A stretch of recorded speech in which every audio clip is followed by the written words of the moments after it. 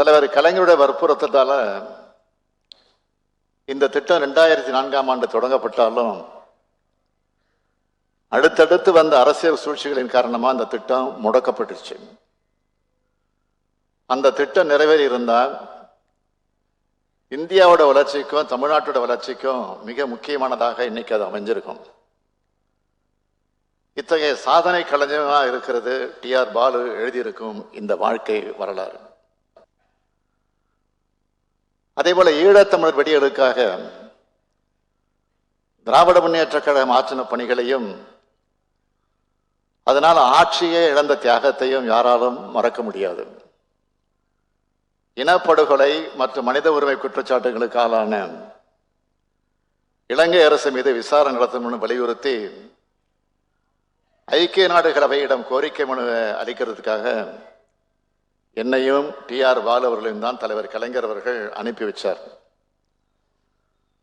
ஐநா துணை பொதுச் செயலாளர் யான் லியாசான் அவர்களையும் மனித உரிமை ஆணையம் நவநீதம் பிள்ளை அவர்களையும் சென்று சந்திச்சு ஈழத்தமிழர்களுக்காக வாதிட்டோம். இது தொடர்பான முழுமையான செய்திகளை பாலு இந்த நூலில் விளக்கமா எழுதியிருக்கிறார்.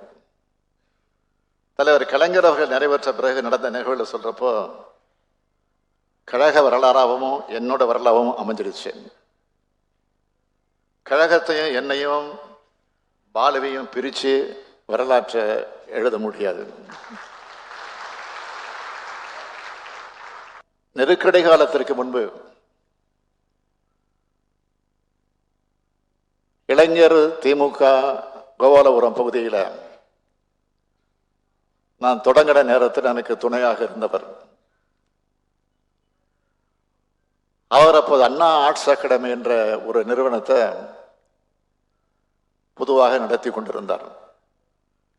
கழகத்திற்கு துணை செய்யக்கூடிய வகையில் தான் நடத்தி கொண்டிருந்தார். அப்போதான் முதல் எனக்கு அவருக்கு அறிமுகம் கிடைச்சது.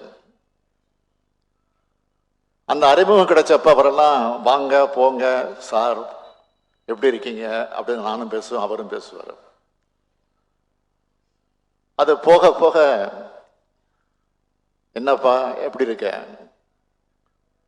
அவரும் திருப்பி நல்லா இருக்குப்பா அப்படின்னு. அது இன்னும் போக போக யோ என்னையா எப்படி இருக்க இப்படி மாறிச்சு.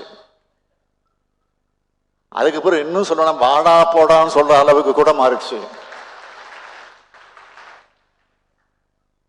ஆனா இப்ப பாத்தீங்களா அந்த தலைவர்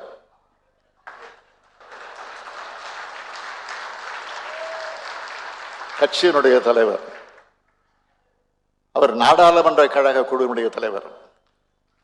இப்ப சொல்ல முடியுமா? சொன்னா அவரை நீங்களாம் விட்டுருவீங்களா? எதற்காக சொல்றேன்னா அந்த அளவிற்கு இரண்டரை கலந்தவர்களாக நாங்கள் இருந்தோம் என்பதற்காகத்தான் இதை சொல்றேன். இந்த வளர்ச்சிக்கு பின்னாடி இருக்கிற வழித்தடத்தை விளக்கத்தான் இந்த பாதை மாறா பயணம்.